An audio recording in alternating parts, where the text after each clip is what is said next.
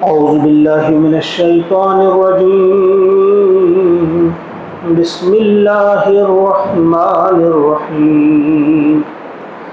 أما السفينة فكانت لمساكين يعملون في البحر فأردت أن أعيبها وكان وراءهم ملك يأخذ كل سفينة غصبا. آمنت بالله صدق الله العظيم.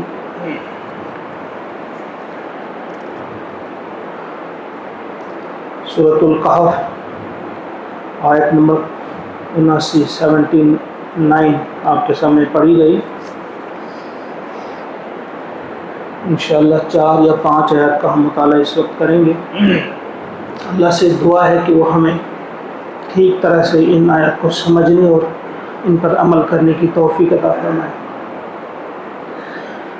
حضرت موسیٰ علیہ السلام اور حضرت خضر علیہ السلام کا واقعہ ہم پڑھ رہے ہیں.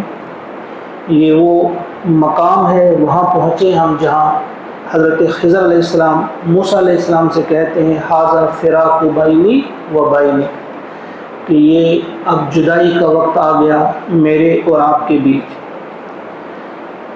اب میں آپ کو بتاتا ہوں سأنبئک بتأویل، اب میں حقیقت بتاتا ہوں ما لم تستطع علیہ صبرا، ان تمام کاموں کی جن پر آپ صبر نہیں کر پائے.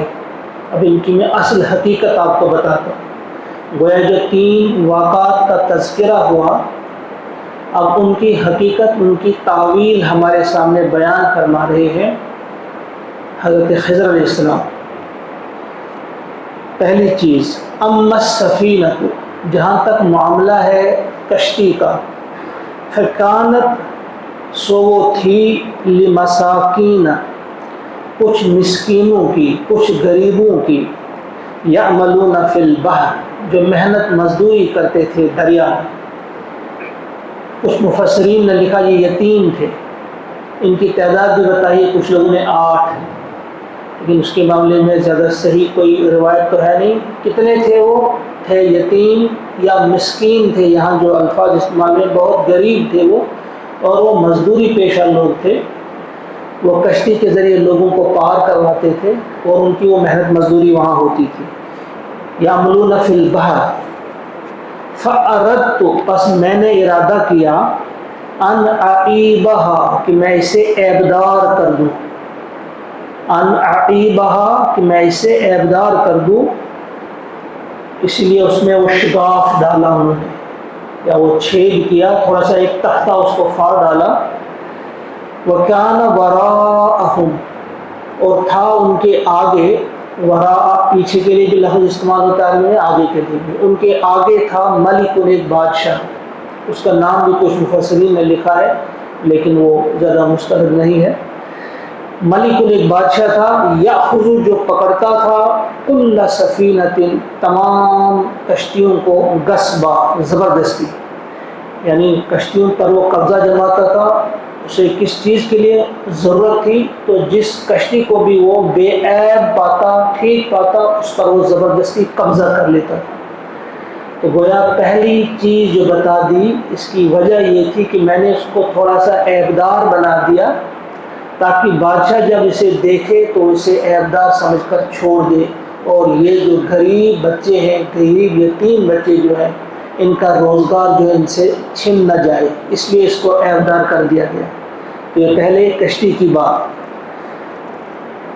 اب دوسرا واقعہ، وہ اما الغلام، اب جہاں تک تعلق ہے اس لڑکے کا، وہ لڑکا حیسور، اس کا بھی نام لکھا ہے کچھ مفسرین نے، لیکن وہ بھی کوئی ضروری نہیں کہ وہی نام ہو، لیکن حیسور نام اس کا آیا ہے.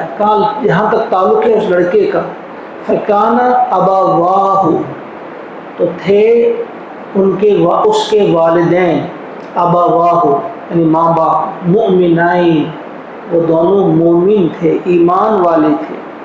فخشینا، پس ہمیں یہ خدشہ لاحق ہوا، یہ اندیشہ ہوا، ان یرہقہما، کہ وہ انہیں پھنسا دے طغیاناً، سرکشی کی وجہ سے، کفر کی وجہ سے انہیں کسی مصیبت میں مبتلا کر دے۔ یعنی حضرت خضر علیہ السلام فرماتے ہیں کہ وہ ایک لڑکا جس کے بارے میں تم نے پوچھا اسے کیوں قتل کیا، جسے قتل کیا تھا، اور کچھ تفسیروں میں آتا ہے کہ بڑے بھیانک طریقے سے قتل کیا۔ پہلے اس کو سار مروڑنے لگی، اس کی موت نہیں ہوئی، پھر ایسے اس کو پٹکا جیسے دھوبی کپڑے دھوتا ہے، پھر بھی موت نہیں ہوئی، پھر اس کو ذبح کیا۔ وہ لڑکا، اور لکھا بھی ہے مفسرین نے، وہ بڑا خوبصورت لڑکا تھا، اور اس کو قتل کیا گیا۔ تو جب موسیٰ علیہ السلام سے رہا نہیں گیا کہ ایسا کیوں کیا، تو اب اس کی بات بتا رہے ہیں کہ وہ لڑکا جو تھا، اس کے ماں باپ جو تھے وہ نیک تھے، بڑے صالح تھے، تو ہم نے سوچا کہ کیا کریں ہم، فَأَرَدْنَا، ہم نے ارادہ کیا، ہم نے پختہ ارادہ کیا، أَن يُبْدِلَ، کی تبدیل کر دے، بدل میں دے دے، ہما، ان دونوں کو، ربہما، ان کا رب، کہ ہم جب اسے قتل کریں گے تو اس کے بدلے میں اللہ تعالیٰ ان کا رب بدلے میں دوسری اولاد عطا کرے، خیرم منہ، جو بہتر ہو اس سے، زکاتن، پاکیزگی میں بھی، یعنی پاکیزہ اخلاق والا ہو وہ اقرب رحمہ، اور زیادہ اقرب ہو، زیادہ قریب ہو شفقت کی، صلہ رحمی کرنے والا ہو، ماں باپ کے ساتھ، قرابت داروں کے ساتھ اچھا سلوک کرنے والا ہو، اس لیے اسے قتل کر دیا گیا، ہم نے اس کو بدل دیا۔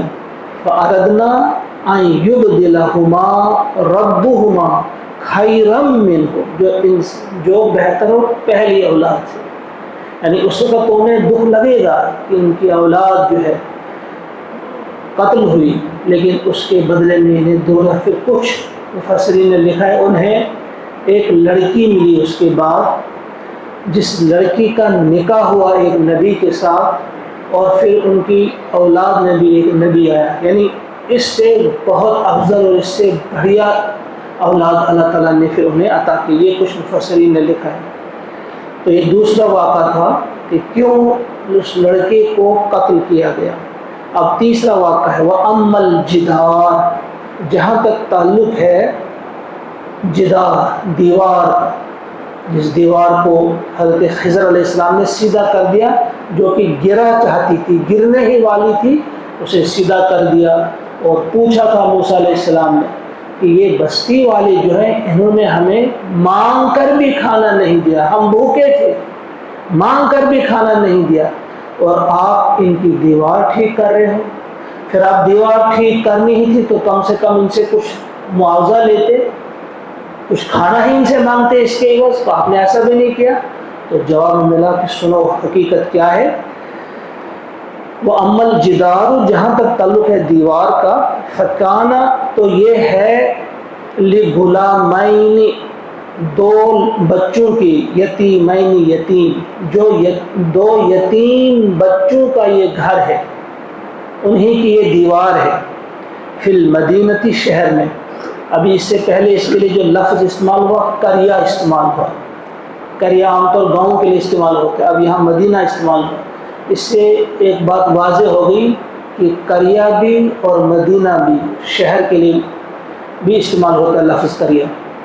تو فرمایا کہ یہ دو یتیموں کی دیوار تھی، فی المدینہ، شہر میں، وکان تحتہ، اور تھا یا ہے، وہ ابھی وہیں پہ بات کر رہے ہیں، وہ کانا کے دونوں مین باتیں ہیں، تھا بھی ہے تحتہ، اس کے نیچے، کنز، خزانہ، لہما، ان دونوں کا، یعنی اس میں مدفون ہے، ان کے والد نے اس میں دفن کر کے رکھا ہے خزانہ، وکانا ابوہما، اور تھا ان دونوں کا باپ، صالحہ، نیک۔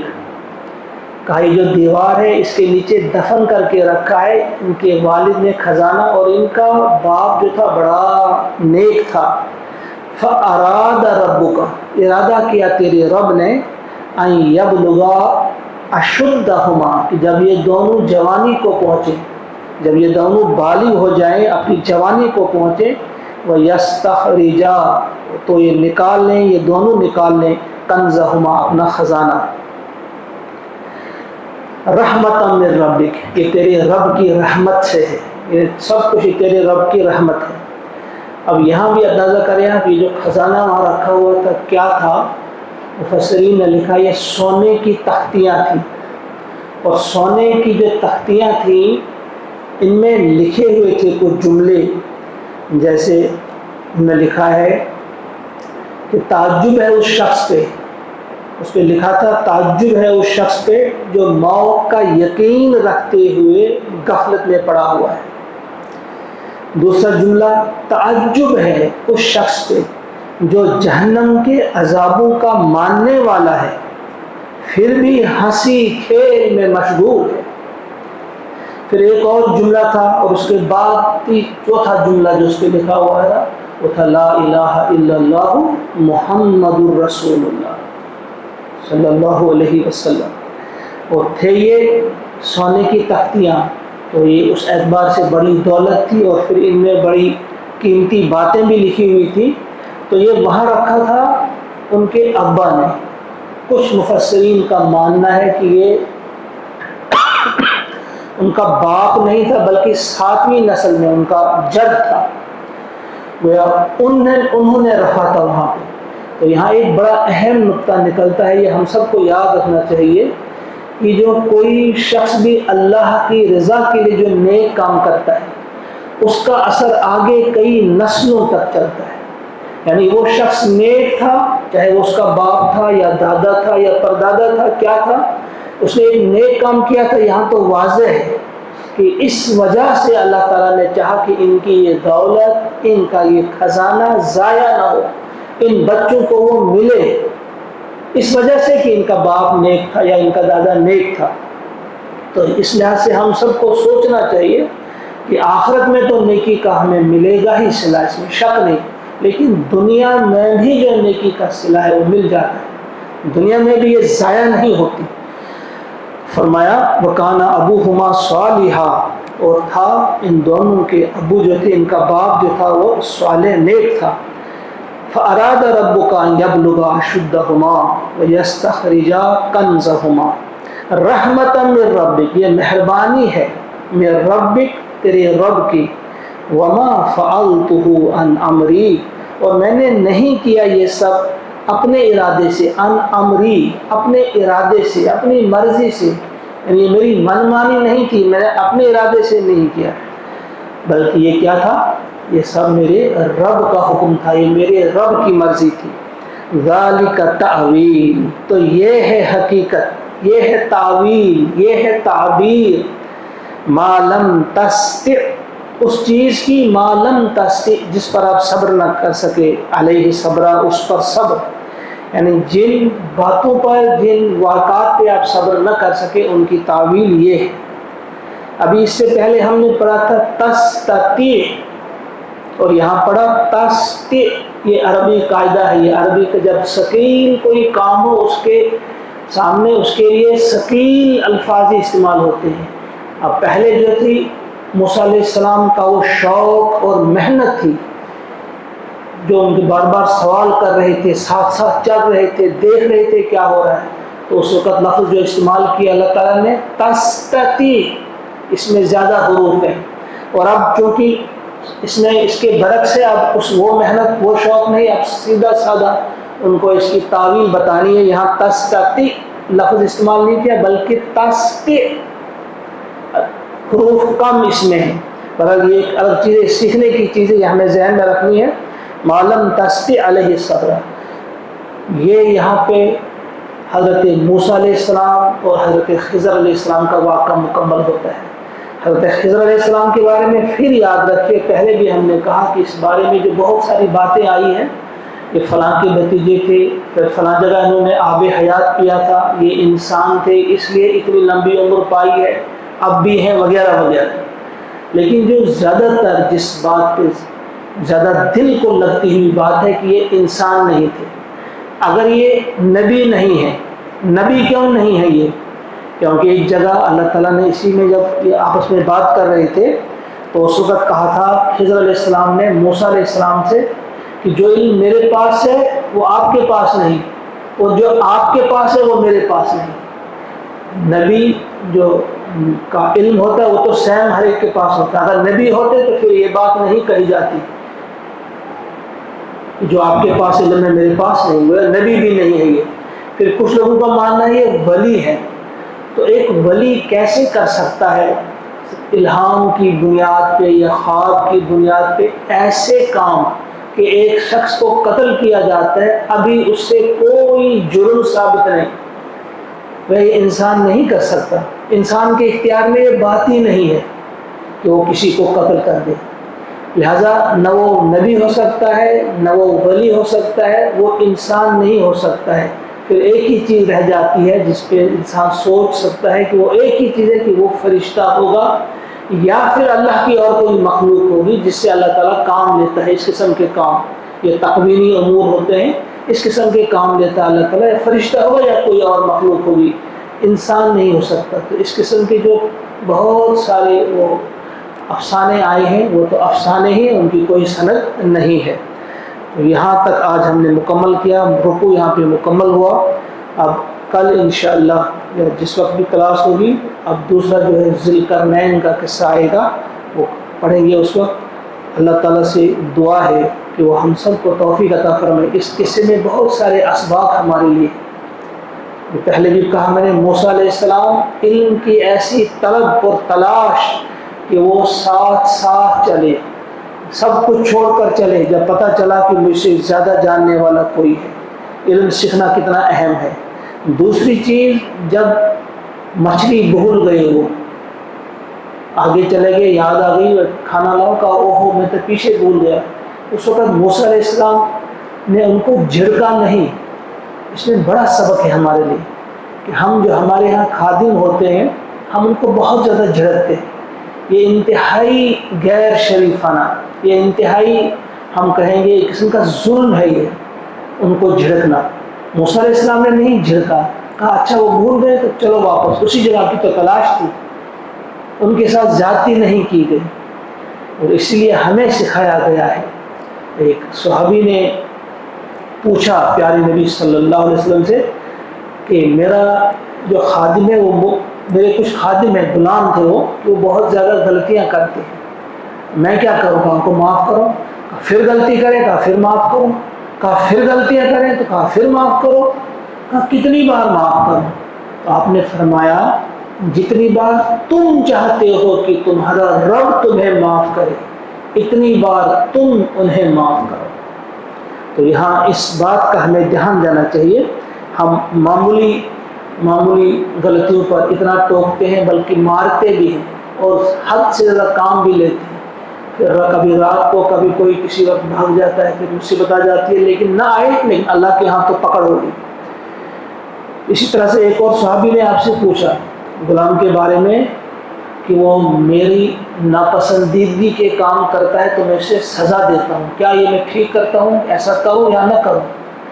تو کہا دیکھو قیامت کے دن ایک طرف ایک پلڑے میں اس کی غلطیاں رکھی جائیں گی, دوسرے پلڑے میں تمہاری سزا رکھی جائے گی. اگر سزا تم نے زیادہ دی ہوگی تو پھر تمہیں اس کی سزا خود اللہ تعالیٰ دے گی. وہ فوراً روتے ہوئے وہاں سے آئے, انہوں نے روتے ہوئے آئے اور اس کے بعد انہوں نے کہا کہ اب میں اپنے اس غلام کو سزا کبھی بھی نہیں دوں گا. تیسری چیز جو کہا کہ کیسے بھول گئے آپ, تو اس نے کہا کہ شیطان نے مجھے تم سے اس کا ذکر کرنا بھلا دیا. اس میں سبق ہے کہ کبھی آپ آپس میں کوئی بھی مسئلہ کرتے ہیں, کوئی بھی کام ہے, کوئی بھی معاملہ ہے, آپ سے کوئی ایسا کام ہو جاتا ہے کہ آپ کا جو ہیڈ ہے یا آپ کا دوست ہے یا آپ کا کوئی بھی ہے وہ آپ سے بدگمانی کرنے لگتا ہے, تم نے ایسا کیا کیا, تو آپ کو فوراً بتا دینا چاہیے کہ وجہ کیا ہے, اپنا عذر فوراً بیان کرنا چاہیے. انہوں نے فوراً عذر بیان کیا کہ یہ میری غلطی نہیں, شیطان نے مجھے, تو پھر آپ کو یقین کرنا چاہیے, یعنی عذر بیان کر دینا چاہیے اور جو سننے والا ہو اسے پھر یقین بھی کرنا چاہیے. یہ نہیں بولنا چاہیے بھائی نہیں یہ تو بولتا ہے لیکن یہ جھوٹ بولتا ہے, نہیں, جو عذر بیان کرے اس کا عذر قبول کرو. حضور نے فرمایا کہ وہ بدترین انسان ہے جو کسی کا عذر قبول نہ کرے. تو یہ کچھ, اس کے علاوہ بھی بہت سارے اسباق اس میں ہیں, انشاءاللہ آئیں گے آئندہ.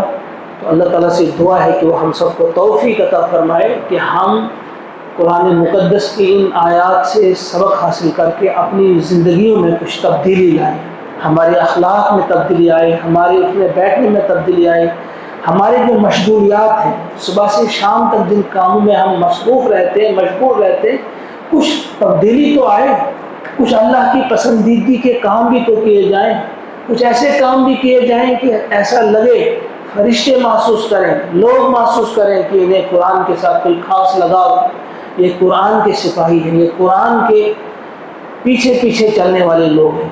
ورنہ عام انسان بھی فضول دکانوں پہ بیٹھ کر بحثیں، غیر ضروری کاموں میں مصروف، غیر ضروری قسم کی باتیں، تو اس سے کچھ اچھی چیز یہ نہیں ہے۔ اللہ تعالی ہم سب کو عمل کی توفیق عطا فرمائے۔ اللہم اجعل القرآن ربیع قلوبنا ونور ابصارنا وشفاء صدورنا وذهاب همومنا وغمومنا، وصلی اللہ وسلم علی سیدنا ومولانا محمد وآلہ واصحابہ اجمعین برحمتک یا ارحم۔ السلام علیکم ورحمۃ اللہ۔